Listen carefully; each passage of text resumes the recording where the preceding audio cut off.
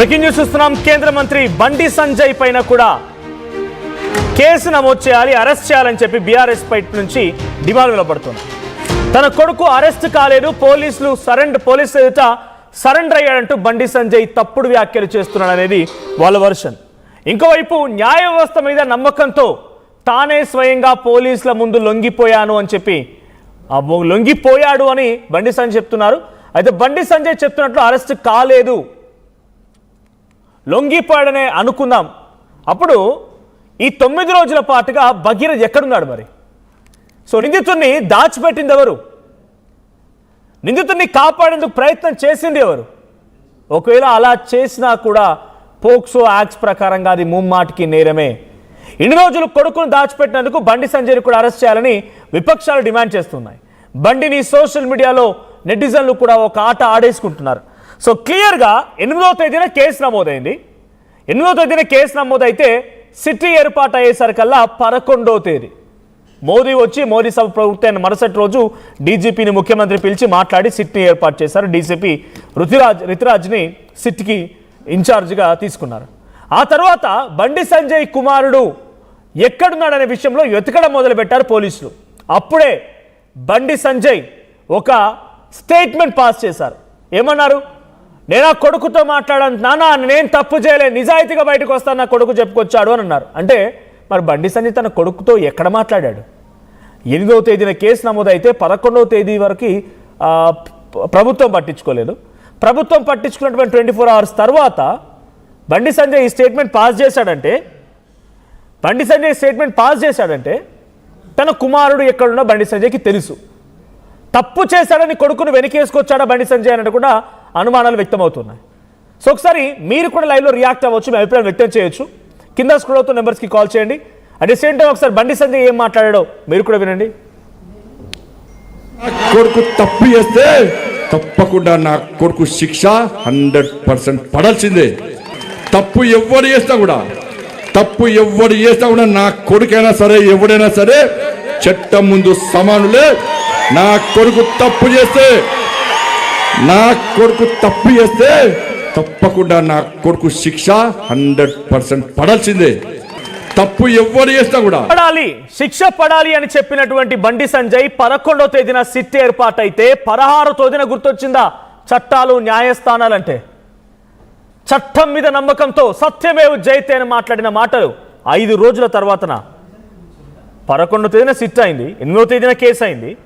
11వ తేదీన సిట్ అయితే 16వ తేదీ నిన్న సాయంత్రానికి రాత్రికి పోలీసులు అరెస్ట్ చేశారు. అది కూడా బండి సంజయ్ ఏమో రిమాండ్ అంటున్నారు, సో కేంద్ర మంత్రి ఏమో రిమాండ్ అంటున్నారు, కానీ పోలీసులు మాత్రం అరెస్ట్ చేశాం మేము. We have very confidential information that is passing away this route, so we have tracked him, traced him and arrested him అని చెప్పి పోలీసులు చెప్తున్నారు. ఆయన ఆ రూట్ వెంట వెళ్తున్నారని పక్కా సమాచారం ఉంది మాకు, ఆ సమాచారం తెలుసుకుని అరెస్ట్ చేశామనేది పోలీసులు చెప్తున్నమాట. కానీ బండి సంజయ్ పోలీసులను కూడా తప్పుపడుతూ ఇక్కడ పోలీసుల యొక్క పనితీరును కూడా తప్పుపడుతున్నట్టుగానే ఆయన లొంగిపోయాడు అనే రకంగా మాట్లాడుతున్నారు. ఏదేం జరిగినా ఇక్కడ చాలామంది అనుకోవచ్చు, అరెస్ట్ చేయాలని విపక్షాలు అడగడం ఏంటి, బీఆర్ఎస్ పార్టీ నేతలు డిమాండ్ చేయడం ఏంటి, ఎందుకు అరెస్ట్ అవుతారు అనుకుంటే, లీగల్గా టెక్నికల్గా ఒక పోక్సో కేసు సంబంధించిన నిందితుడిని దాచిపెట్టి ఉంటే కనుక ఆయన కూడా పనిషబులే. He is also punishable. Not only this, నా చేతిలో ఒక లెటర్ కూడా ఉంది. సో గతంలో 5 పేజీల లేఖ రాసుకొచ్చింది అట అమ్మాయి తల్లి, ఎవరు ఆ బాధితురాల తల్లి 5 పేజీల లేఖ రాసుకొస్తే 5 పేజీల లేఖలో కూడా ఒక అంశం ఉంది. ఏమని? So 8th point, if at all PC are there, please recollect that. So on 22nd April 2026, Sangappa visited our residence, claimed to represent influential persons connected to the accused side. బాధితుడి పక్షాన అంటే నిందితుడి పక్షాన, ఇక్కడ నిందితుడు ఎవరు? బండి భగీరథ్ పక్షాన చాలా ఇన్ఫ్లుయెన్షియల్ పర్సన్స్ ఉన్నారని చెప్పి మమ్మల్ని బెదిరించి మరుసటి రోజున కేంద్ర మంత్రి దగ్గర తీసుకెళ్లారు. ఆయన మమ్మల్ని బెదిరించాడు, ఆయన మాటల ద్వారా మేము అక్కడ హ్యుమానిటరీ గ్రౌండ్లో ఆలోచిస్తారేమో, మాకు పరిష్కారం దొరుకుతుందేమో, ప్రొటెక్షన్ వస్తుందేమో అని చెప్పి భావించాం. కానీ మమ్మల్ని భయపెట్టిస్తే ప్రాణ అరచేతిలో పెట్టుకొని బిక్కుమంటూ అక్కడి నుంచి వచ్చామనేది ఆ తల్లి చెప్పిన మాట. అంటే పోక్సో కేసు నిందితుని దాచిపెట్టి, పోక్సో కేసులో నిందితున్న వ్యక్తిని దాచిపెట్టి ప్రొటెక్షన్ ఇవ్వడం, పోక్సో కేసులో బాధితురాలు వెళ్ళి తన బాధ చెప్పుకుందామంటే ఆ బాధితురాలు కూడా భయపెట్టడం. సో 2 విషయాలు ఉన్నాయి.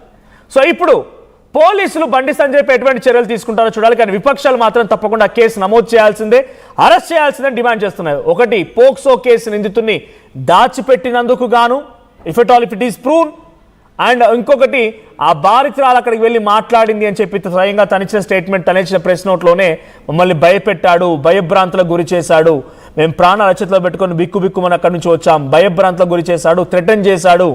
ఇది ఆ బాధితురాలు రాసుకొచ్చిన లేఖలో ఉన్న మాట. ఈ రెండిట్లో పోక్సో కేసుని అణచివేసినందుకు, పోక్సో కేసు నితిని కాపాడినందుకు, రెండిట్లో కూడా బండి సంజయ్ పై సైతం చర్యలు తీసుకోవాలనేది ప్రధానంగా వినిపిస్తున్న మాట.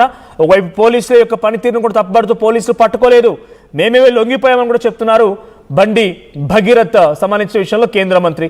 ఒకసారి దీనికి సంబంధించి మరిన్ని అప్డేట్స్ ప్రతినిధి క్యాంప్ రిపోర్టర్ ఇన్నారెడ్డి ఉన్నారు. ఇన్నారెడ్డి, సో ఏంటి బండి సంజయ్ పై కూడా చర్యలు తీసుకోవాలని ప్రధానంగా వినిపిస్తున్న డిమాండ్. సో బండి సంజయ్ పై నిజంగానే పోక్సో యాక్ట్లో నిందితుడిని కాపాడినా, రక్షణ ఇచ్చినా, ప్రొటెక్షన్ ఇచ్చినా, లేదు పోక్సో కేసు విషయాన్ని ఆ బాధితుల్ని హత్య చేసినా, తొక్కిపెట్టే ప్రయత్నం చేసినా కూడా అది కూడా కొంత it's a punishable offence. So ఇప్పుడు ఈ అఫెన్స్నే ప్రతిపక్షాలు పట్టుకున్నాయి, విపక్షాలు పట్టుకుని వారంతా కూడా డిమాండ్ చేస్తున్నారు ఎలాగైనా సరే బండి సంజయ్ మీద కేసు నమోదు చేయాలి, అరెస్ట్ చేయాలని. నిజంగా అటువంటి లీగల్ టర్మినాలజీ ఉంటుందా? అంటే ఆ రకంగా ముందుకు వెళ్ళే అవకాశం ఉందా పోలీసులు? అంటే ప్రస్తుతం మాత్రం ఇన్వెస్టిగేషన్ కొనసాగుతుంది కాబట్టి ఇన్వెస్టిగేషన్ లో కంటిన్యూస్ ప్రాసెస్ లో తేలే అంశాలు. ఇక్కడ మనం ఒక విషయం మాత్రం చాలా స్పష్టంగా ముందుగా మాట్లాడుకోవాలి. డిస్క్రిమినేషన్ లాగా మన మీద ఆల్రెడీ మీడియాలో బండి సంజయ్ గురించి రాయొద్దు, ఎలాంటి ఫోటోలు వేయొద్దని చెప్పి కూడా ఒక ఆర్డర్ తెచ్చుకున్నారు. మరి పోక్సో చట్టంలో కావచ్చు నిందితులకు సహకరిస్తే వాళ్ళ మీద యాక్షన్ తీసుకోవాలని చెప్పిన చట్టంలో ఉంది. అది కాకుండా ఇంకో విషయం కూడా నేను మెన్షన్ చేసుకున్నా. ఇప్పుడు మనం బండి సంజయ్ గురించి నేను మాట్లాడుతున్నాం, ఎందుకంటే వాస్తవాలను ప్రజలకు అందించాలి కాబట్టి, వాస్తవాలు తెలియాలి కాబట్టి తెలియజేసే ప్రయత్నం చేస్తున్నాం. మీడియాగా మన బాధ్యత. ఇప్పుడు మన మీద కూడా కంటెంప్ట్ ఆఫ్ కోర్టు యాక్షన్ తీసుకుంటారు లేదో తీసుకున్నా కూడా మనం చెప్పాల్సిన అంశాలు ఖచ్చితంగా కరాఖండిగా చెప్పాలి కాబట్టి చెప్తున్నాం. దీంట్లో నిన్న కోర్టు ఆర్డర్ తెచ్చుకున్నారు, తర్వాత దాని మీద మీడియాకి ఒక ప్రెస్ నోట్ లాగా రిలీజ్ చేశారు, ట్విట్టర్ కూడా చేశారు. మరి ఇవన్నీ చేసిన తర్వాత ఈ విషయాలను బండి సంజయ్ పేరుతో చెప్తున్నాం కాబట్టి అది కూడా కంటెంప్ట్ ఆఫ్ కోర్టు కింద వస్తుందా? మా మీద కూడా యాక్షన్ తీసుకుంటారా? మరి బండి సంజయ్ పేరు చెప్పకుండా ఎవరి పేరు మెన్షన్ చేయాలన్నది కూడా ఒక క్వశ్చన్ మార్క్ లాగా ఉంది. మీరు ఏవైతే ప్రశ్నలు లేవనెత్తారో ఆ లేవనెత్తిన ప్రతి అంశంలో కూడా ఖచ్చితంగా అది లీగల్ ప్రొసీడింగ్స్ అనమాట. లీగల్ ప్రొసీడింగ్స్ లో ఎంతటి వ్యక్తి అయినా సరే, ఇదొక సెన్సిటివ్ కేసు. అంటే పోస్కో కేసు అనేది ఒక మైనర్ గర్ల్ మీద అటాక్ చేయడం కానీ, అత్యాచారం చేయడం లాంటి ఒక సెన్సిటివ్ కేసు కాబట్టి తప్పించే ప్రయత్నం చేసినా, సపోర్ట్ చేసినా, తర్వాత ఏ రకంగా సపోర్ట్ చేసినా కూడా దట్ ఈస్ పనిషబుల్ అఫెన్స్ అని చెప్పని చట్టంలో చాలా స్పష్టంగా ఉంది. మరి ఇలాంటి పనిషబుల్ అఫెన్స్ లో ఇన్వాల్వ్ అవుతూ తన పేరు మీడియాలో బయటికి రావద్దని చెప్పని, అలాగనే మీడియా మీద యాక్షన్ తీసుకోమని చెప్పడం, అంటే కొన్ని విషయాల్లో దారుణంగా ఆయన గురించి మాట్లాడుతున్న మాటలు కొన్ని వాస్తవమే అలా చర్యలు తీసుకోవాలి. కాకపోతే ఉన్నట్టుగా పబ్లిక్ కి సమాచారం అందించాల్సిన బాధ్యత మనకు ఉంది కాబట్టి ఇప్పుడు ఈ విషయాన్ని కూడా మనం పబ్లిక్ చెప్పే ప్రయత్నం చేస్తా ఉన్నాం. దీంట్లో మీరు లేవనెత్తిన అంశాలన్నీ కూడా ఖచ్చితంగా లీగల్ ప్రొసీడింగ్స్ లో భాగాలే. ప్రతిపక్షాలు లేవనెత్తాయి, ఇది